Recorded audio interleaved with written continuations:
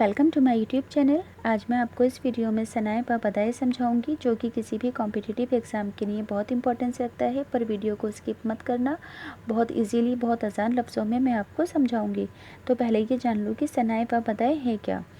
ज़ुबानी तौर पर बता देती हूँ ताकि आपका स्टार्टिंग से ही कंसेप्ट क्लियर रहे कि आप किस चीज़ के बारे में पढ़ रहे हो। सनाए व बदाए का मतलब है कि शायरी के अंदर जितने भी अशार लिखे जाते हैं उन अशार में इम्प्रूवमेंट करनी, उनके मीनिंग के अंदर और ज़्यादा इम्प्रूवमेंट करनी, उसके मायनों के अंदर इजाफा करना सनाए व बदाए कहलाता है। अब पढ़कर सुनाती हूँ। सनाए व बदाए को शायरी का ज़ेवर कहा जाता है। जिस तरह औरतें अपने आप को ज़ेवरात से सजाती हैं, इसी तरह किसी भी शार को शायरी के अंदर सनाए व बदाए के सहारे से सजाया जाता है। सनाए के ज़रिए से शार में लफ्ज़ी सजावट और हुस्न पैदा होता है, और बदाए के ज़रिए से किसी भी शार के हुस्न में इजाफा होता है। एक बात हमेशा ध्यान रखना है कि सनाए सनअत से बना है, जिसका मतलब है कारीगरी। सनाए सनअत से बना है जिसका मतलब है कारीगरी, और बदाए बदी की जमा है, जिसके मायने हैं अनोखी और ताजगी रखने वाली चीज़ें। अब किसी भी शार में दो तरह की सनतें होती हैं। किसी भी शार में दो तरह की खासियतें होती हैं, पहली मानवी और दूसरी लफ्ज़ी। पहली मानवी और दूसरी लफ्ज़ी।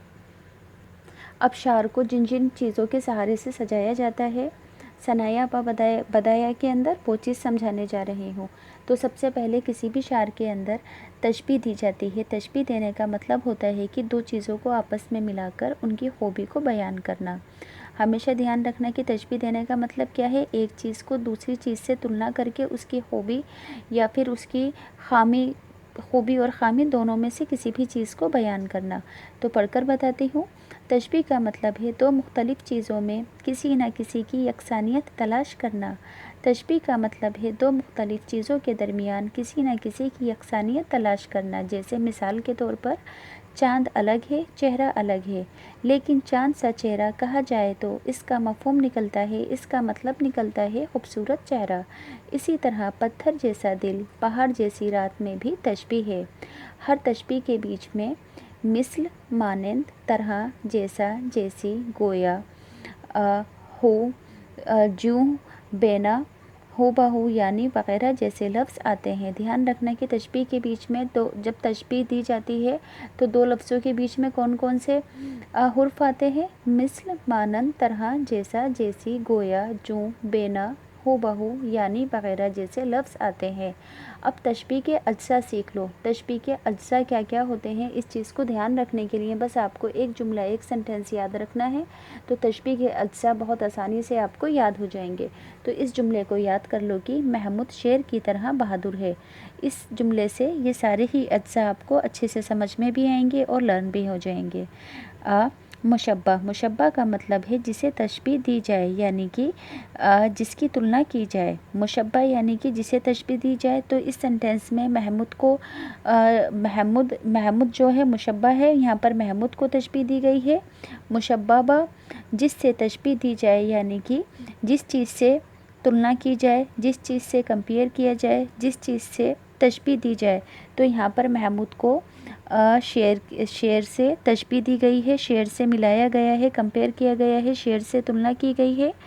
वजह तशबीह का मतलब होता है जिस वजह से तशबीह दी जाती है। तो यहाँ पर महमूद को किस वजह से तशबीह दी गई है, बहादुरी की वजह से। अब हुर्फ तशबीह का मतलब है, जैसे कि मैंने ऊपर वाले लफ्ज़ पढ़कर बताए थे कि दो लफ्ज़ों के बीच में आने वाले जो लफ्ज़ होते हैं वे हुर्फ तशबीह कहलाते हैं। जैसे कि मिस्ल, मानिन, तरह, जैसा, जैसी, गोया, जूँ, बेना वगैरह। तो ये सभी लफ्ज़ क्या कहलाते हैं, हुर्फ तशबीह। अब इस मिसाल को अपने दिमाग में बिठा लो कि महमूद शेर की तरह बहादुर है। इसमें महमूद मुशब्बा है, मुशब्बा यानी कि जिसे तशबीह दी गई है। शेर मुशब्बा है, यानी कि जिससे तशबीह दी गई है, जिससे मिलाया गया है। और बहादुरी क्या है, वजह तशबीह है, और लफ्ज़ तरह हुर्फ तशबीह है।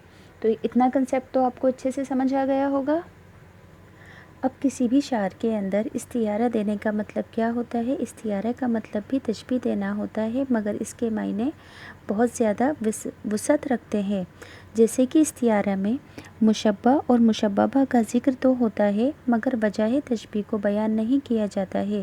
استعارہ کے اندر مشبہ یعنی کہ مشبہ کا مطلب کیا ہے؟ مشبہ کا مطلب جسے تشبیہ دی جاتی ہے، اور مشبہہ جس سے تشبیہ دی جاتی ہے، تو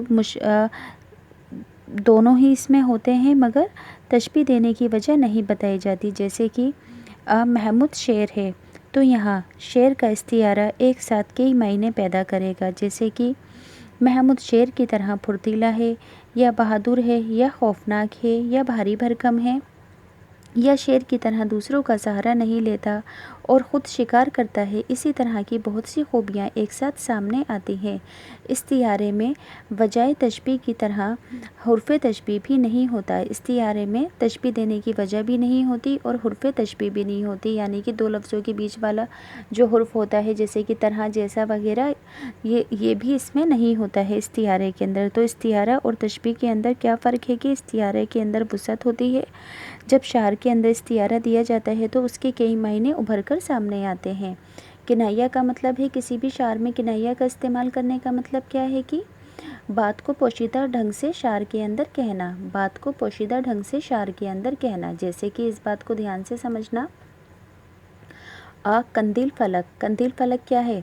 اس کا مطلب کیا ہے؟ چاند، پر یہاں پر چاند کو پوشیدہ لفظ کے اندر کہا گیا ہے قندیل فلک۔ ایسے ہی سلطان افلاک سے مراد خدا کی ذات سے ہے، اسی طرح رحمت عالم سے مراد رسول اللہ سے ہے۔ تو کسی بھی شعر میں ایسے لفظوں کا استعمال کرنا جو کہ پوشیدہ ہو، ڈائریکٹ استعمال نہ کر پوشیدہ لفظ استعمال کرنے، تو اسے شعر کے اندر کنایہ دینا کہا جاتا ہے۔ اب نیکسٹ ہے، کسی بھی شعر میں مجاز مرسل کا مطلب کیا ہوتا ہے؟ اس میں لفظ کو حقیقی معنی کی بجائے، حقیقی معنی کے پکارنے کی بجائے صرف مجازی معنی میں استعمال کیا جاتا ہے۔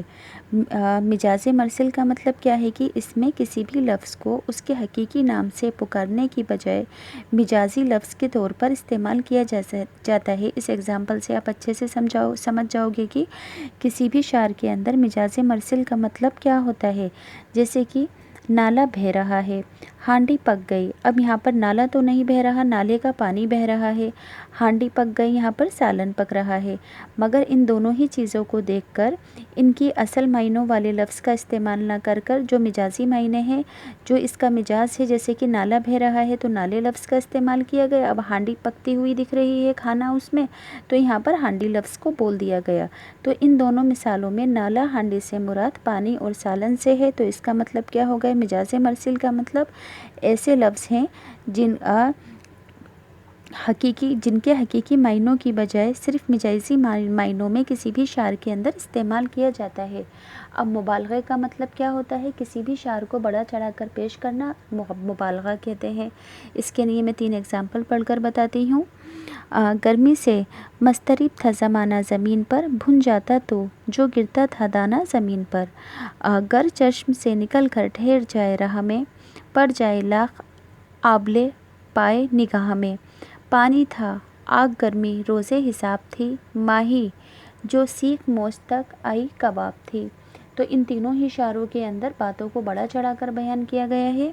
جیسے کہ اوپر کے اشعار میں گرمی کی شدت کو ظاہر کرنے کے لیے دانے کا زمین پر گر کر بھن جانا، پائے نگاہ میں چھالے پڑنا اور مچھلی کا سیخ موج تک آ کر کباب بن جانا بات کو بڑا چڑھا کر بیان کر رہا ہے۔ تو کسی بھی شعر میں بات کو بڑا چڑھا کر بیان کرنے کا مطلب کیا ہوتا ہے؟ شعر میں مبالغہ دینا۔ ایہام کا مطلب کیا ہے؟ ایہام کے معنی ہیں شک یا وہم میں ڈالنا۔ ایہام کے معنی کیا ہوتے ہیں؟ شک یا وہم میں ڈالنا۔ تو کسی بھی شعر میں ایسے لفظ کا استعمال کرنا جس کے 2 معنی نکل کر سامنے آتے ہوں، ایک قریب کا اور دوسرا دور کا۔ ہمیشہ دھیان رکھنا کہ ایہام کا مطلب ہوتا ہے کہ کسی بھی شعر میں ایسے لفظ کا استعمال کرنا جس کے 2 معنی نکل کر سامنے آتے ہوں، ایک قریب کا اور دوسرا دور کا، اور اس شعر کا مطلب دور والے معنی سے پورا ہوتا ہو۔ اس کے لیے اگزامپل بتاتی ہوں۔ جیسے کہ بستے ہیں تیرے سائے میں سب شیخ و برہمن، आबाद तुझी से तो है घर वीरों व हरम का। अब इस चार में साए के दो मायने हैं। एक तो वो जो पेड़ के नीचे खड़े होकर पेड़ के साए में खड़े होते हैं, और दूसरे साए का मतलब है यहाँ पर पनाह या तहफ़्फ़ुज़ लेने का। तो यहाँ पर साए का मतलब क्या है? तहफ़्फ़ुज़ से ही है। तो यहाँ पर एक ही लफ्ज़ के दो मायने निकल कर सामने आए, मगर जो दूर के मायने से निकलता होगा उसी से जाकर ये कंप्लीट होगा। तो इसका मतलब क्या होता है? ईहाम। ईहाम का मतलब समझ में आ गया होगा कि एक ही लफ्ज़ के दो मायने होने और जो दूर वाले मायने होंगे उसी से शार का मतलब पूरा होता हो। अब ऐसे ही नेक्स्ट है मुरातुल नज़ीर। मुरातुल नज़ीर का मतलब है कि किसी भी शार में ऐसे लफ्ज़ों का इस्तेमाल करना जो कि एक ही कैटेगरी के हों, जैसे कि बर्ग, गुल, चमन, शाख, फल, फूल वगैरह। इन सब का ताल्लुक़ क्या है? नेचर से है। तो किसी भी शार में ऐसे लफ्ज़ों को इकट्ठा करके लिखना है, उसे क्या कहते हैं? मुरातुल नज़ीर। इसके लिए एग्ज़ाम्पल है ख़त बड़ा, जुल्फ़े बड़ी, काकल बड़े, गेस्वे बड़े, हुस्न की सरकार में जितने बड़े, हिंदू बड़े। तो इस शार के अंदर ख़त, जुल्फ़े, काकल और गेस्वों में बाहिमी मुनासबत पाई गई है। रियायत लफ्ज़ी का मतलब है कलाम में एक लफ्ज़ की रियायत या मुनासबत से दूसरा लफ्ज़ लाना। जैसे कि एक शार यहाँ पर दिया गया है, ध्यान रखना कि रियायत लफ्ज़ी का मतलब क्या होता है कि किसी भी शार में एक लफ्ज़ की तुलना से दूसरा लफ्ज़ लाना। जैसे कि पढ़कर बताती हूँ। सर नाकदम ज़बान है जो शमा को के हम पर ये कहा मुझाल जो कुछ गुफ्तगू करें। ऐसे ही तज़ाद है। तज़ाद का मतलब होता है कि किसी भी शार में मुतज़ाद लफ्ज़ों का इस्तेमाल करना।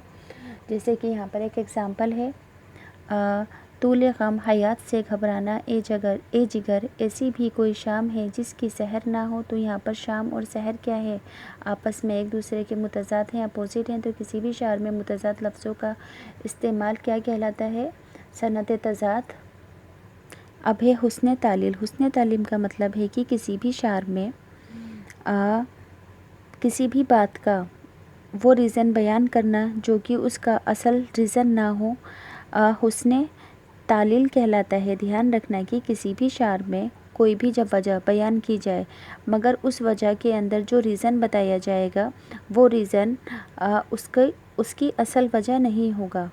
हुस्न तालील का मतलब क्या है कि किसी भी शार के अंदर जब कोई बात बताई जाए तो उसका एक रीज़न भी बताया जाएगा, पर जो रीज़न बताया जाएगा वो रीज़न उस वजह का असल रीज़न नहीं होगा। जैसे कि यहाँ पर प्यासी जो थी सिपा खुदा 3 रात की, साहिल से सर पटकती थी मौजे फरात की। तो यहाँ पर साहिल से मौजूद मौजों का टकराना एक आम बात है। शायर ने यहाँ एक शायराना वजह बयान की है। जैसे हज़रत इमाम हुसैन रज़ी अल्लाह अन्हा और उनके रफ़ीक़ों पर 3 रोज़ से पानी बंद था, इसलिए मौजें तड़प तड़प कर साहिल से अपने सर को टकरा रही थी। तो यहाँ पर आपको समझ में आ गया होगा कि किसी भी शार में ऐसी बात कहना और उसका रीज़न बताना, मगर रीज़न ऐसा बताना कि वो उसकी असल वजह ना हो, तो इसे क्या कहते हैं? हुस्न तालील कहते हैं। नेक्स्ट है लफ़ व नश्र। ध्यान से सुनना कि लफ़ व नश्र का मतलब है कि कलाम में पहले चंद चीज़ों का लाना अल्फ़ कहलाता है। यानी कि किसी भी शार में पहले चंद चीज़ों का लाना अल्फ़ कहलाता है और फिर हर एक की मुनासबत को, हर एक की तुलना को बयान करना नश्र कहलाता है। जैसे कि दूसरे मिसरे में आने वाली अशिया की तरकीब, यानी कि शार की दूसरी लाइन में लिखे जाने वाले लफ्ज़ों को लिखने का मेथड पहले मिसरे में आने वाली अशिया की तरतीब के मुताबिक हो तो उसे लफ़ व नश्र मुरत्तब कहा जाता है, और अगर तरतीब के मुताबिक ना हो तो उसे लफ़ व नश्र गैर मुरत्तब कहा जाता है। जैसे कि यहाँ पर मैं एग्ज़ाम्पल पढ़कर बताती हूँ ताकि आपको समझ में आए कि शिरकत शेख व ब्राह्मण से मीर, काबा वज़ीर से भी जाएगा। तेरे रुखसार व कदम व हश्म के हैं आशिक ज़ार, गुल जुदा सर व जुदा नरगिस बीमार जुदा। तो इन शार के मिसरों में आने वाली अशिया की तरतीब एक जैसी है, इसलिए ऊपर के दोनों अशआर लफ़ व नश्र मरतब हैं। इसके बरअक्स यहाँ पर एक एग्ज़ाम्पल और दिया गया है। बाहम و باہم دیگر ہوئے ہیں دل و دیدہ پھر رقیب نظارہ و خیال کا سامع کیے ہوئے۔ تو پہلے مصرعے میں دل پہلے اور دیدہ بعد میں ہے، جبکہ دوسرے مصرعے میں دل کے تعلق سے خیال بعد میں اور دیدہ کی نسبت سے نظارہ پہلے ہے، یعنی کہ لفظ و نشر غیر مرتب ہے۔ تو آپ کو لفظ و نشر کا مطلب سمجھ میں آ گیا ہوگا کہ ایسے سبھی شعر جن کی ترتیب کے لفظ ایک جیسے ہوتے ہیں اسے کیا کہتے ہیں؟ لفظ و نشر مرتب۔ اور ایسے سبھی اشعار جن کے لفظ آگے پیچھے ہوتے ہیں، ایک ہی ترتیب کے اندر نہیں ہوتے ہیں، اسے لفظ و نشر غیر مرتب کہتے ہیں۔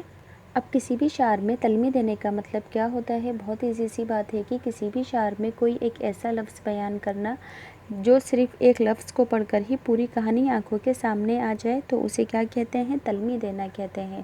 جیسے کہ ایگزامپل ہے، ابن مریم ہوا کرے کوئی میرے دکھ کی دوا کرے کوئی۔ ابن مریم آپ جانتے ہیں کہ کون ہے ابن مریم؟ ان کے بارے میں پوری آپ کو بات پتہ ہوگی۔ اب ایسے ہی نمرود کے بارے میں بھی جانتے ہوں گے۔ نمرود کا نام آتے ہی آپ کے دماغ میں آ جاتا ہوگا کہ اس نے خدائی کا دعویٰ کیا تھا۔ نارے نمرود کو کیا گلزار دوست کو یوں بچا لیا تو نے، کشتی ہے مسکین جان یاق وغیرہ۔ ان سب لفظوں کو پڑھتے ہی ایک کہانی سامنے آ جاتی ہے۔ تو کسی بھی شعر میں ایسے لفظ کا استعمال جسے پڑھ کر پوری کہانی آنکھوں کے سامنے آ جائے ایک لفظ کو پڑھ کر، تو ایسے شعر کو کیا کہتے ہیں؟ یعنی کہ اسے شعر میں تلميح دینا کہا جاتا ہے۔ اب تجنیس کا مطلب ہے کہ کسی بھی شعر میں ایسے لفظ کا استعمال کرنا جو کہ شعر کی پہلی اور دوسری لائن کے اندر وہ لفظ سیم ہو مگر معنوں کے اندر الگ ہو۔ تجنیس دینے کا مطلب کیا ہے کہ کسی بھی شعر میں ایسا لفظ استعمال کرنا جو کہ پڑھنے میں ایک جیسا ہو پر معنی الگ ہو۔ اس کا ایگزامپل ہے، کہا دل نے میرے دیکھی جو بے مانگ کہ ہے یہ رات آدھی کچھ دعا مانگ۔ پھر سے پڑھتی ہوں، کہا دل نے میرے دیکھی جو بے مانگ کہ ہے یہ رات آدھی کچھ دعا مانگ۔ تو یہاں پر اوپر اور نیچے دونوں ہی کے اندر مانگ کا ڈفرینس ہے، میننگ الگ ہیں دونوں ہی مصرعوں کے اندر۔ تجاہل عارفانہ کا مطلب ہے کہ کسی بھی شعر کے اندر تجاہل عارفانہ ثنائے معنوی کی ایک قسم ہے، کلام میں کسی بھی بات کا اظہار کرنا جس کے متعلق شاعر جان کر بھی انجان بن جاتا ہے۔ کلام میں ایسی بات کو بتانا جو کہ شاعر خود جانتا ہو پر جان کر بھی انجان بن جائے، تو ایسے شعر کو تجاہل عارفانہ کہتے ہیں۔ جیسے کہ پوچھتے ہیں وہ کہ غالب کون ہے، کوئی بتلاؤ کہ ہم بتلائیں کیا۔ غالب کہتے ہیں کہ محبوب کو اچھی طرح معلوم ہے کہ میں کون ہوں، پھر بھی وہ انجان بن کر پوچھ رہے ہیں کہ غالب کون ہے۔ اس کو تجاہل عارفانہ کہتے ہیں۔ تو اب اگر آپ کو یہ ویڈیو آپ کے لیے یوزفل لگی ہے تو پلیز چینل سبسکرائب کر دو، ویڈیو کو لائک کر دو، اور ایسی ہی ساری ویڈیو میں نے پلے لسٹ کے اندر ڈالی ہوئی ہے جو کہ BA BCom کلاس 11 12 سب کے لیے ہی کام آنے والی ہے، CTET وغیرہ کے لیے، کمپیٹیٹیو ایگزامس کے لیے۔ اب اگر آپ کو یہ ویڈیو آپ کے لیے یوزفل لگی ہے تو پلیز چینل سبسکرائب ضرور کرنا اور ویڈیو کو بھی لائک ضرور کرنا۔